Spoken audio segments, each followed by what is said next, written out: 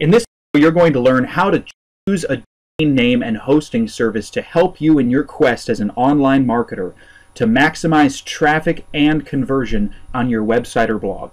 Now, your goal when picking a domain name is to choose a name that not only represents your brand and lets people know what you're about and what's unique about you, but also positions it to influence your customers' minds. You'll also want to include keywords in your domain name so that it's more likely to come up in search engine results when people are searching for a particular phrase that's also in your domain name. Here's some tips for choosing a good domain name. The first is to keep it short. Now, it might be hard to find a domain name that's only 1 word, 2 words, even 3 words, but I would go for 3 if possible, otherwise 4. Keep it memorable, something that's catchy and is going to stand out in people's minds, that's not easily confused. Like I said, make it clear what you're all about and what they're going to get there to the degree that you can. And also something that's hard to misspell. If it's a certain word or your last name or some kind of industry jargon, then keep it simple.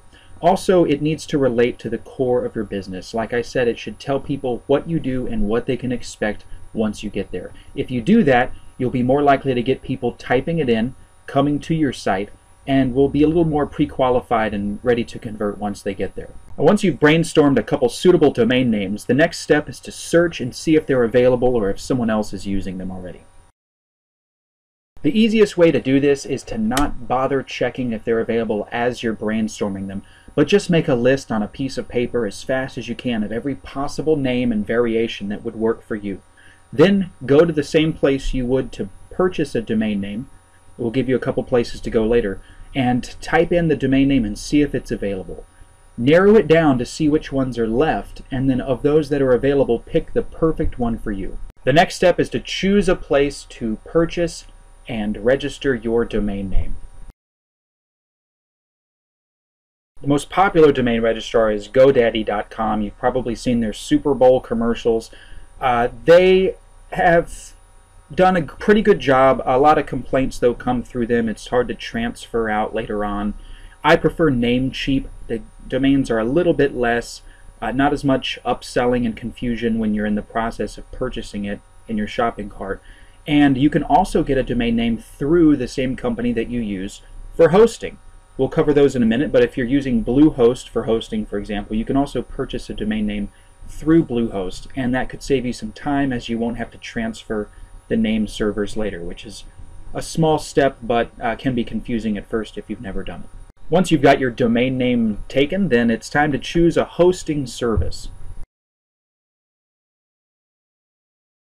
So what exactly is this? Well, I won't bore you too much with the technical details, but long story short is things appear on the internet on certain websites because those websites are hosted, and all of the pages and the words and the images and videos are saved somewhere in the cloud using servers like the one you see here in this picture. So basically you have to pay a certain company a fee each month in order to have your website's content appear on the page when people go there. Now, here's a couple criteria to keep in mind when you're choosing a hosting company to use. First, look at the price and what you get for the hosting package that you're ordering. How much can you save online? How much traffic can it handle? If it's just for a small, low traffic website, then just look for something that's less expensive but also has important features for you to use. Something that makes it very easy to upload new plugins for your WordPress site, new content, new videos, easy to give access to someone else, easy to create email addresses and forwarding addresses for your domain name. All right, simple to use, and also how good is their help and support. Do a little research on a company first and find out if you run into trouble, will they pick up the phone? Will they get back to you within a day or two and answer any questions you have? Now, here's a couple hosting companies you can use. GoDaddy offers hosting.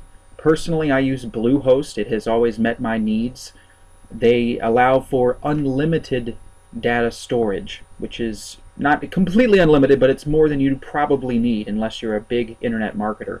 You pretty much pay for the whole year in advance, and you can host as many domains as you want just with one account. So basically, why pay $10 a month per website if you can just pay $120 a year or whatever and have as many websites as you want. HostGator is very similar to Bluehost, and there's also 3 new ones on the scene worth looking into: JustHost, iPage, and Arvix. Once you've got a domain name and hosting set up, then it's time to create your website. Your website is going to be the central place where people find what you have to offer and make purchases. It's very important that your website be set up to be appealing and also influence people to take the actions you want them to take, like subscribing or making that purchase. So in order to find out new ways of getting people to your site or helping them to subscribe or turn into a sale, click the subscribe button here and follow us for more educational videos as we come out with them.